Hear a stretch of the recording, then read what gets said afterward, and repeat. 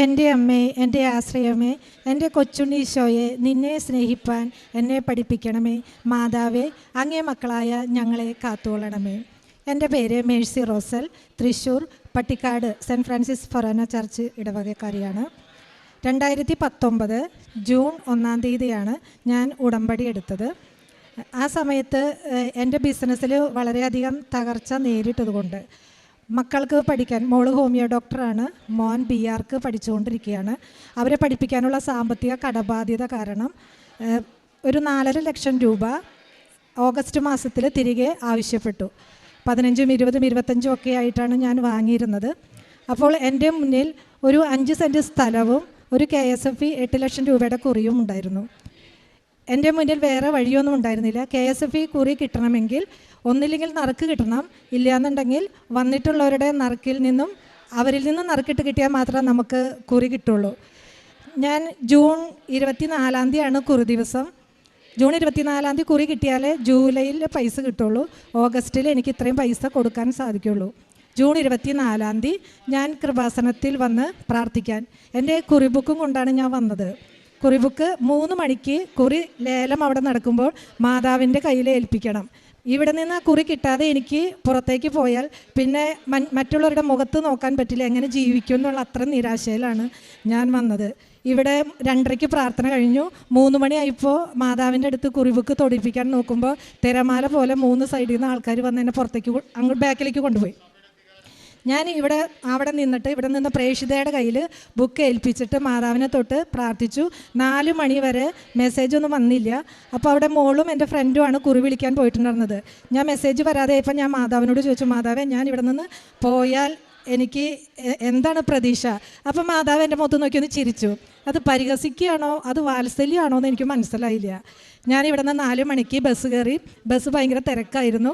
Ernakulam എത്താറായപ്പോൾ seat കിട്ടി. ഞാൻ നോക്കി, മോളുടെ മെസ്സേജ്, അമ്മയ്ക്ക് ആദ്യത്തെ കുറി നറുക്ക് കിട്ടിയെന്ന് പറഞ്ഞിട്ട് ഞാൻ അങ്ങനെ വീട്ടിൽ ചെന്നു. അപ്പോൾ ലേലം 8 ലക്ഷം രൂപയാണ്, 4.5 ലക്ഷം രൂപയാണ് നറുക്ക്.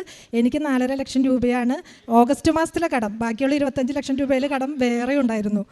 ഞാൻ വീട്ടിൽ ചെന്നപ്പോൾ മോള് പറയാണ്, കുറി ബുക്കുമില്ല, കുറിയുടെ അമ്മ സൈൻ ചെയ്തിട്ടുമില്ല. അവർ പറഞ്ഞു നറുക്കിടാൻ പേര് കൊടുക്കാൻ പറ്റില്ല എന്ന്. പക്ഷേ അവർ കുറച്ച് കഴിഞ്ഞപ്പോൾ പേരിട്ടോളം പറഞ്ഞു. ഒരു നറുക്കും 3 ലേലമാണ്.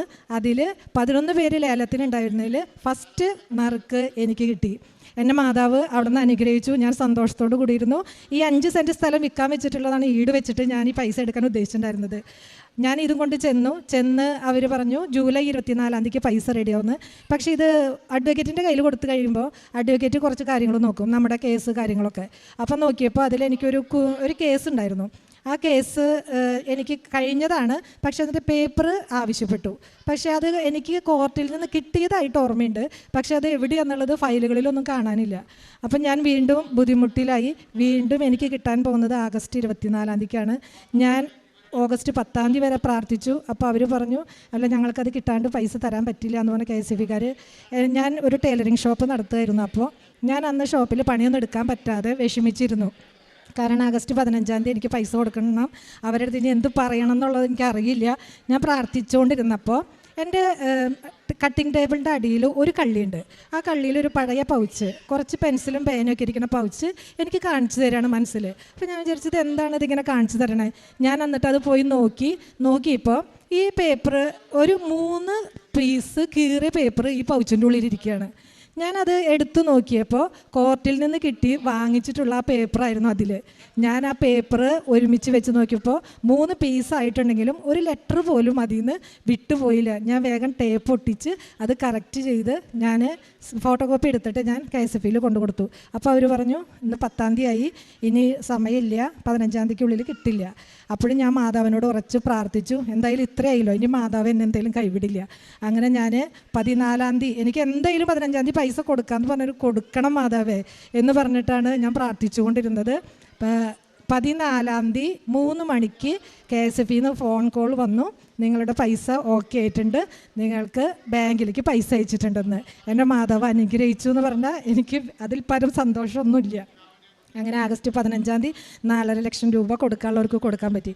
വീണ്ടും പ്രതിസന്ധി തന്നെ. 25 ലക്ഷം രൂപയുള്ളതിൽ ഇതൊന്നുമല്ല. അപ്പോൾ പിന്നെ ഉള്ളത് ഒരു 5 സെൻറ്റ് സ്ഥലമാണ്. 5 സെൻറ്റ് സ്ഥലം എന്ന് പറഞ്ഞാൽ ബാക്കിൽ കാനയായിട്ട് ഇടിഞ്ഞു കിടക്കുന്ന ഒരു സ്ഥലമാണ്. അപ്പം ഞാൻ സെൻറ്റിന് 3 ലക്ഷം രൂപ വെച്ച് വാങ്ങിച്ചു. പക്ഷേ ഇത് കണ്ടപ്പോൾ 2.5 ലക്ഷം രൂപയ്ക്കാണ് എല്ലാവരും ചോദിക്കണത്. 15 ലക്ഷം രൂപയ്ക്ക് വാങ്ങിച്ച സ്ഥലം 12.5 ലക്ഷം രൂപയ്ക്കാണ് ചോദിക്കണത്. എൻ്റെ മോളുടെ പഠിപ്പ് കഴിഞ്ഞിട്ടുണ്ട്. എൻ്റെ വീടൊന്ന് റിനോവേഷൻ ചെയ്യണം, കുറച്ച് കടങ്ങൾ വീട്ടാനുണ്ട്, മോളുടെ വിവാഹം ചെയ്യണം. എൻ്റെ മുന്നിൽ വേറൊരു വഴിയില്ല. അപ്പം ഞാൻ വീണ്ടും ഉടമ്പടി എടുത്തു, പ്രാർത്ഥിച്ചു, എന്നും പ്രാർത്ഥിച്ചുകൊണ്ടിരിക്കും. അങ്ങനെ ഞാൻ ഇവിടെ നിന്ന് കിട്ടിയ ഉപ്പ് ആ പറമ്പിൽ കൊണ്ടുപോയിട്ട് പ്രാർത്ഥിച്ചു. മാതാവ്, എനിക്ക് കൂടുതലില്ലെങ്കിലും ഞാൻ കൊടുത്ത പൈസയെങ്കിലും എനിക്ക് കിട്ടിയാൽ എനിക്ക് അത്യാവശ്യം കുറച്ച് കടങ്ങൾ വീട്ടാം, എൻ്റെ വീടൊന്ന് റിനോവേഷൻ ചെയ്യാം, മോളുടെ വിവാഹകാര്യം ആലോചിക്കാമെന്ന് വിചാരിച്ചു. അങ്ങനെ ഞാൻ അവിടെ വിശ്വാസ പ്രമാണം ചൊല്ലി 2-3 പ്രാവശ്യമൊക്കെ പോയി പ്രാർത്ഥിച്ചു.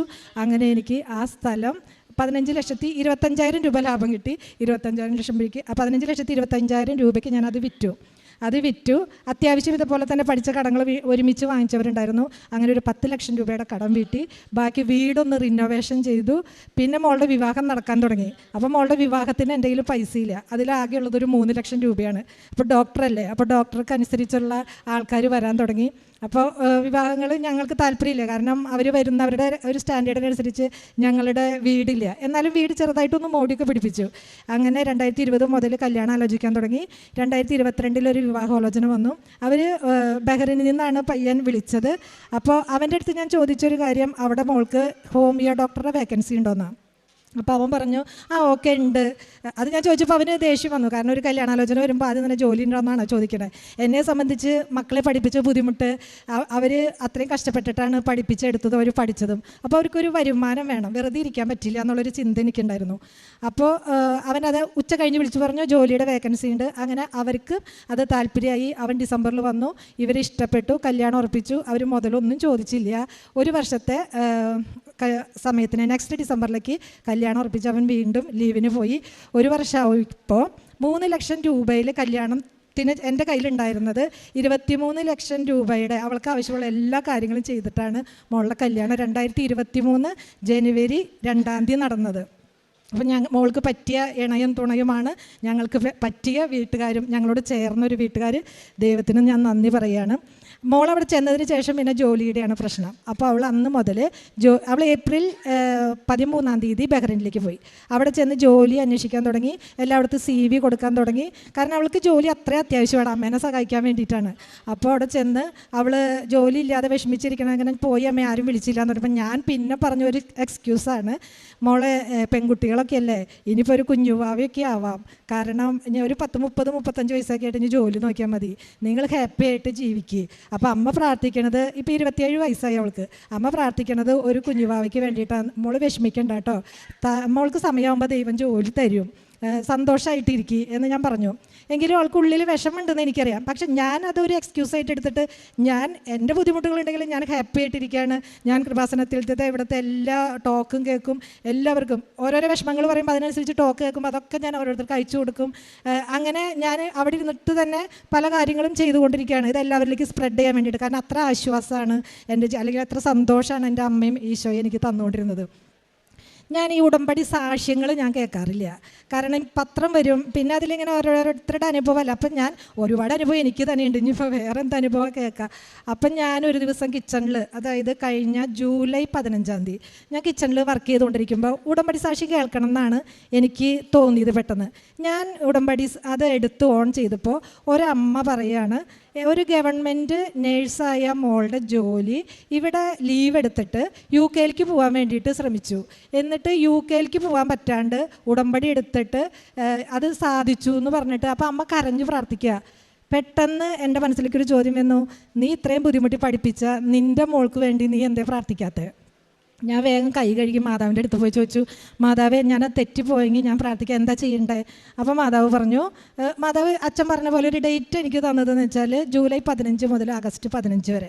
അങ്ങനെ ആഗസ്റ്റ് 30 ദിവസം ഞാൻ കൊന്തെത്തിച്ച് പ്രാർത്ഥിക്കാം. അപ്പോൾ ഇരുന്ന് കൊന്തെത്തിച്ച് എല്ലാ പ്രാർത്ഥനകളോടും കൂടി ചെല്ലാൻ പറ്റില്ലല്ലോ. അപ്പോൾ നന്മ നിറഞ്ഞ മറിയം ചെല്ലാവുന്ന അത്ര ചെല്ലാമെന്ന് ഞാൻ തീരുമാനമെടുത്തു.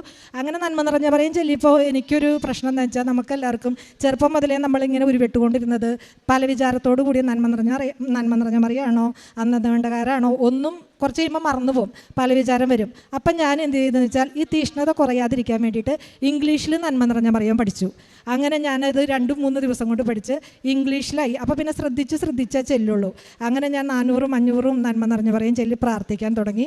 അങ്ങനെ ഓഗസ്റ്റ് 1-ാം തീയതി, അപ്പോൾ 5-ാം തീയതി ആയിപ്പോൾ, ജൂലൈ 20-ാം തീയതി ആയിപ്പോൾ എന്നോട് തോന്നുകയാണ്, നീ മോളോട് പറഞ്ഞിട്ടില്ല പ്രാർത്ഥിക്കുന്നത്, മോളോട് പറയേ, അവളുടെ എല്ലാ ആവശ്യം. അപ്പോൾ എൻ്റെ ഒരു ആഗ്രഹം എന്ന് വെച്ചാൽ 15-ാം തീയതി ആകുമ്പോഴേക്കും ജോലി കിട്ടിയിട്ട് അപ്പോൾ പറയണം, എനിക്ക് ഇവിടെ വന്നിട്ട് ഉടമ്പടി സാക്ഷി എടുക്കേണ്ടത്, നിനക്ക് ഇങ്ങനെ എടുത്തു എന്ന് പറയാം. അപ്പോൾ ഞാൻ മാതാവ് പറഞ്ഞതെന്ന് വെച്ചാൽ ഇവിടെ വന്നിട്ട് ഉടമ്പടി സാക്ഷി എടുക്കാം, ഇവിടെ വന്നിട്ട് സാക്ഷ്യം പറയാം, ഉടമ്പടി എടുക്കാം, അമ്മ മാതാവെ പ്രാർത്ഥിക്കണേ എന്നാണ് ഞാൻ അപ്പം തന്നെ പേപ്പറിൽ എഴുതി വെച്ചത്. അങ്ങനെ മോളും പ്രാർത്ഥിക്കാൻ തുടങ്ങി. ആഗസ്റ്റ് 1-ാം തീയതി അവൾക്ക് ഫസ്റ്റ് ഇൻ്റർവ്യൂ വന്നു. ആഗസ്റ്റ് 3-ാം തീയതി സെക്കൻഡ് ഇൻ്റർവ്യൂ വന്നു. ആഗസ്റ്റ് 15-ാം തീയതി ആയി, ഒരു വിളിയും ഇൻ്റർവ്യൂന്നൊന്നും വന്നില്ല. അപ്പോൾ മോള് പറഞ്ഞു, അമ്മയല്ലേ പറഞ്ഞത് ഇങ്ങനെ വിഷമിക്കേണ്ട, കിട്ടും, 15-ാം തീയതി ആകുമ്പോഴേക്കും ജോലി കിട്ടുമെന്ന്. അപ്പോൾ ഇവിടെ കൃപാസനത്തിൽ നമ്മുടെ ജോസഫ് അച്ഛൻ പറഞ്ഞൊരു കാര്യം എൻ്റെ മനസ്സിലേക്ക് വന്നു. അവളോട് പറഞ്ഞു, അച്ഛൻ ഇവിടെ ഒരു ദിവസം പറഞ്ഞു, നിങ്ങൾ ഈ ഈശോയ്ക്കും മാതാവിനും വിട്ടു കൊടുത്തിട്ട് ഈ പട്ടിമുള്ളിയ മോന്തയായിട്ട് ഇവിടെ ഇരിക്കണ്ട, ഒക്കെ പോകാൻ പറഞ്ഞു. അപ്പോൾ അത്രേ വിശ്വാസമുള്ളൂ. അപ്പോൾ ഞാൻ മോളോട് ഈ കാര്യം പറഞ്ഞു. പിന്നെ അച്ഛനൊരു കാര്യം പറഞ്ഞു, നിങ്ങൾ ഏതിനാണോ കൂടുതൽ പ്രാധാന്യം കൊടുക്കുന്നത് അതാണ് നിങ്ങൾ ഒന്നാമതായിട്ട് നിങ്ങൾ ആഗ്രഹിക്കുന്നതും ഇഷ്ടപ്പെടുന്നത്. അപ്പോൾ 1-ാം പ്രമാണം ലംഘനമാണ്. അത് ഞാൻ മോളോട് പറഞ്ഞു. നീ ജോലിക്കായിട്ട് നീ ശ്രമിക്കുന്നുണ്ടെങ്കിൽ നീ വിഷമിക്കാൻ പാടില്ല, നീ സന്തോഷത്തോടു കൂടി ഇരിക്കുക. അപ്പം നീ ജോലിനെയാണ് നീ സ്നേഹിക്കുന്നത്, അത് വിട്ടിട്ട് ഈശോയിനെ സ്നേഹിക്കുന്ന നിനക്ക് സമയത്തിന് കിട്ടുന്നു. അങ്ങനെ ഇൻ്റർവ്യൂ കഴിഞ്ഞു. 30-ാം തീയതി ആയി, ജോലി കിട്ടിയില്ല. ഓഗസ്റ്റ് 15-ാം തീയതി ജോലി കിട്ടിയില്ല. ഓഗസ്റ്റ് 15-ാം തീയതി കഴിഞ്ഞപ്പോൾ ഞാൻ പറഞ്ഞു, മോളെ നന്നായി പ്രാർത്ഥിക്കണം. അപ്പോൾ അവൾ പറഞ്ഞു, അമ്മേ മാതാവിൻ്റെ ബർത്ത്ഡേ അല്ലേ വരണേ, അപ്പോൾ സെപ്റ്റംബർ 8. അപ്പോൾ ഞാനും പ്രാർത്ഥിച്ചു, സെപ്റ്റംബർ 8-ാം തീയതിക്കുള്ളിൽ അമ്മയ്ക്ക് ഒരു ബർത്ത്ഡേ ഗിഫ്റ്റായിട്ട് എൻ്റെ മോൾക്ക് ജോലി കൊടുക്കണം. അങ്ങനെ മോള് 1-ാം തീയതി മുതൽ പ്രാർത്ഥിക്കാൻ തുടങ്ങി. അന്ന് അവൾക്കൊരു വചനം കിട്ടിയതാണ്, വിശുദ്ധ ലൂക്ക എഴുതിയ സുവിശേഷം 18-ാം അധ്യായം 27-ാം വചനം, മനുഷ്യനാൽ അസാധ്യം ദൈവത്തിന് സാധ്യം. ഇത് പറഞ്ഞ് അവൾ വചനം പറഞ്ഞ് പ്രാർത്ഥിക്കാൻ തുടങ്ങി. അങ്ങനെ 1-ാം തീയതി മുതൽ 7-ാം തീയതി വരെ പ്രാർത്ഥിച്ചു. ഇൻ്റർവ്യൂവിൽ നിന്നൊരു വിളി വന്നില്ല. 7-ാം തീയതി രണ്ടാമത് അറ്റൻഡ് ചെയ്ത ഇൻ്റർവ്യൂവിൽ നിന്ന് വിളി വന്നവൾക്ക് ഓഫർ ലെറ്റർ സൈൻ ചെയ്യാൻ ചെല്ലാൻ പറഞ്ഞിട്ട്. സെപ്റ്റംബർ 8-ാം തീയതി മാതാവിൻ്റെ പെരുന്നാൾ ബർത്ത്ഡേയുടെ അന്ന് അവൾ ഓഫർ ലെറ്റർ സൈൻ ചെയ്ത് കൊടുത്തു. ജോലിക്ക് വേണ്ടിയിട്ട് വിസ അപ്രൂവ് ചെയ്തുകൊണ്ടിരിക്കുകയാണ്. അവളുടെ താമസിക്കുന്ന വീടിൻ്റെ അടുത്ത് തന്നെ മെഡിക്കൽ ഓഫീസറായിട്ടാണ് ജോലി കിട്ടിയത്. ഇന്നലെ വൈകുന്നേരം അവൾ ആദ്യം ഫസ്റ്റ് അറ്റൻഡ് ചെയ്ത ഇൻ്റർവ്യൂയുടെ ഹോസ്പിറ്റലിൽ നിന്ന് വിളിച്ചിരിക്കുകയാണ്. എന്തായി ജോലി? അപ്പോൾ ഇങ്ങനെ കൊടുത്തു. അല്ല, അത് ക്യാൻസൽ ചെയ്തിട്ട് ഇങ്ങോട്ട് വായോ, ഞങ്ങൾ ഇവിടെ നിനക്ക് ജോലി തരാം, അവിടത്തേക്കാളും ശമ്പളം തരാമെന്ന് പറഞ്ഞിട്ട് ഇന്നലെ രാത്രി 10 മണിക്ക് വിളിച്ചു. ഞാൻ മാതാവിനോട് പറഞ്ഞൊരു കാര്യമാണ്, മാതാവ് ജോലി കൊടുക്കുകയാണെങ്കിൽ ഞാൻ ഇവിടെ ഒന്ന് സാക്ഷ്യം പറയാം, അമ്മയുടെ ഉടമ്പടി ഞാൻ വന്നിട്ട് ഇവിടെ നിന്ന് പുതുക്കാമെന്ന് പറഞ്ഞിട്ട്. ഇപ്പം ഞാൻ ആ സാക്ഷ്യം പറയാനാണ് ഞാൻ ഇന്ന് വന്നിരിക്കുന്നത്.